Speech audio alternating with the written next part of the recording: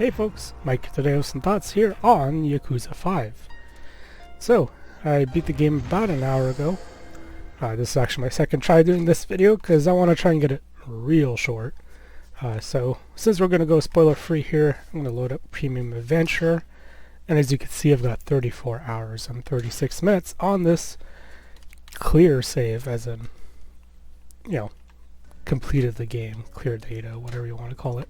Anyways, so yeah, if you haven't seen my previous videos or if you've ever seen a Yakuza game, these are story-driven games, hence why I want to play on this Premium Adventure mode, which is only side missions.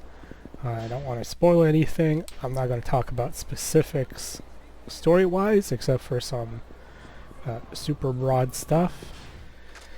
And yeah, with that said, it's a great game. I've had a lot of fun playing through this. I like what they've done with the story.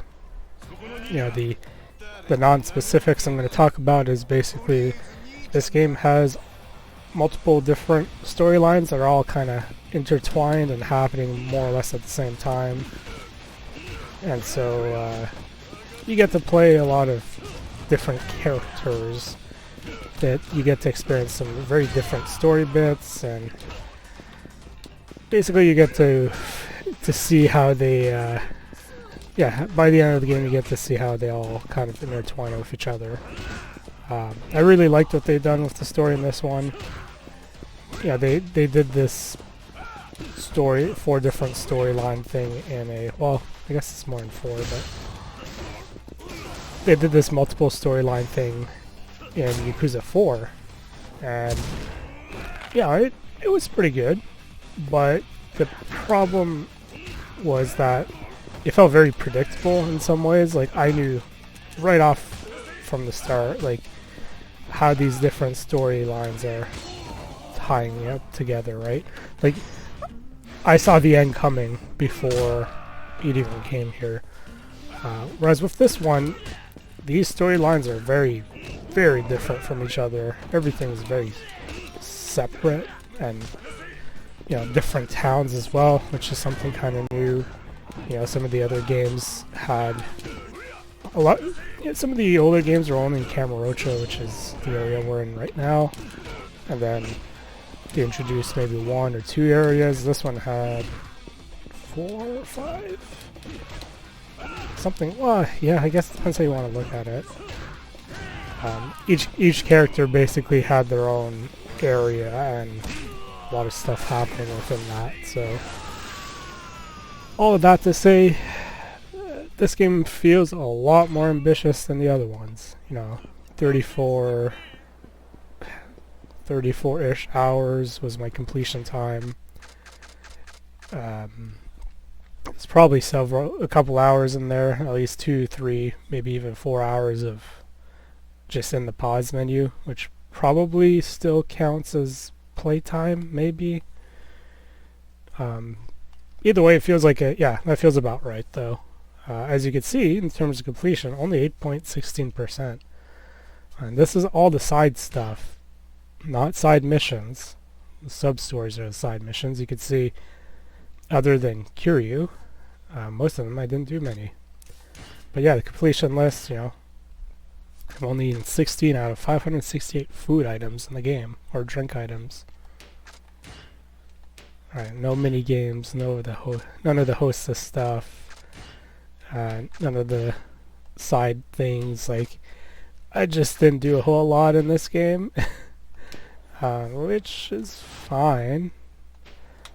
Not that any of it is bad, but it's one of those things where it's just, if this game came out today, and this was like the newest one in the series, I'd probably play through more of them and do more stuff. But since I'm playing through all the games in the franchise one after another, I'm less inclined to actually do a lot of that side stuff, mostly because these are pretty long games, right? They've been getting longer and longer and longer as they get more modern, more recent, more ambitious. Like, that's kind of what happens, I suppose. I liked what they've done with the story for the most part. There's a couple bits a couple different moments from different characters that just I'm not gonna say it's filler, but it kind of drags on longer than it should. In terms of like memorable stuff, unfortunately, some of the memorable parts of this game for me are those bits that dragged on.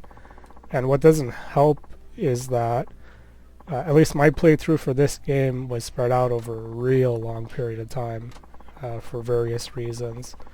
So I would have liked to finish this in, 2 weeks, maybe 3, 4.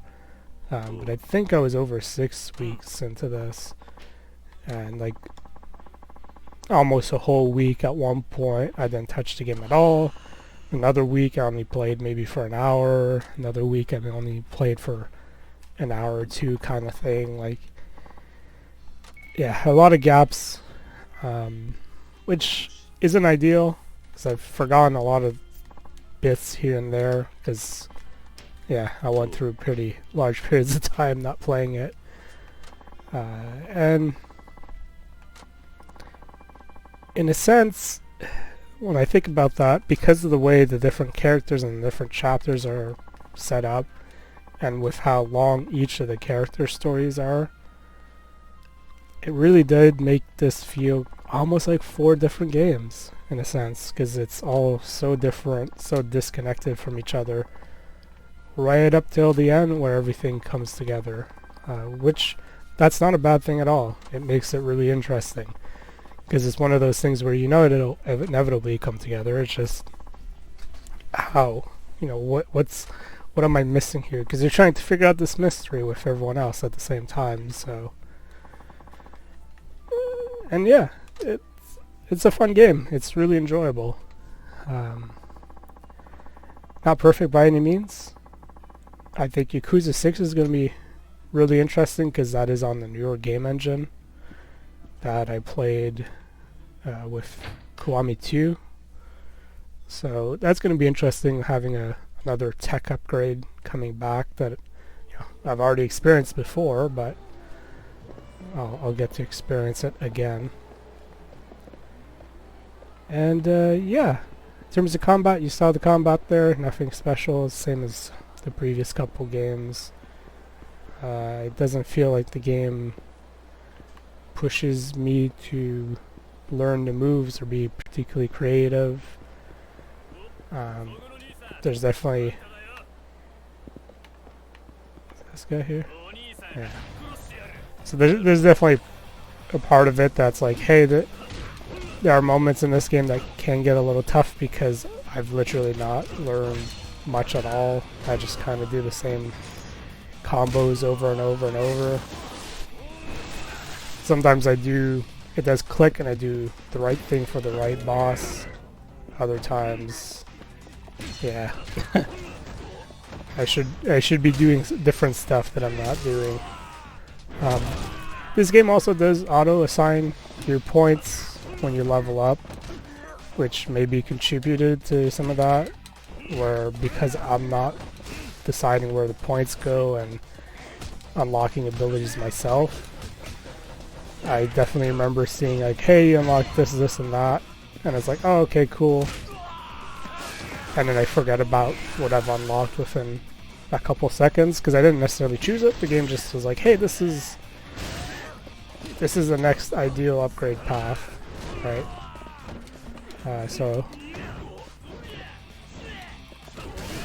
maybe that has some unintended consequences, I guess, doing it that way.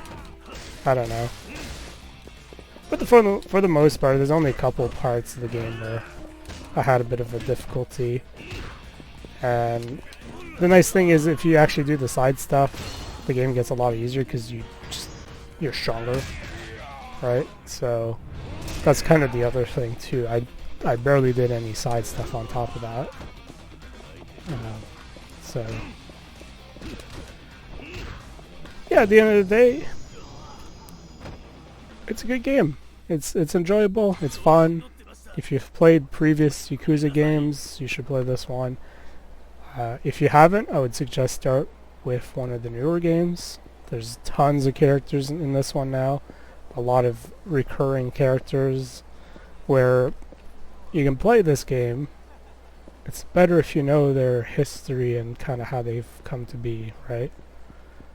And yeah, I think that's about it. Can't wait to fire up Yakuza 6. Hopefully I can beat it quick enough to where I don't have to slide in another game between the videos for 5 and 6, because I've been trying to do all these videos consecutively. I doubt I'm gonna get to do Like a Dragon immediately after, but we'll see. Yeah, I think that's about it. Hope you guys enjoyed this one, and I'll see you guys hopefully next week with a video of Yakuza 6, if I can get that game done. And I think I've got 2 weeks to get it done, because I've buffered up a lot of these uploads. So we'll see. And if not, then I'll probably see you guys the week after. But until then, this is Mike here, and I'll catch you guys in the next video.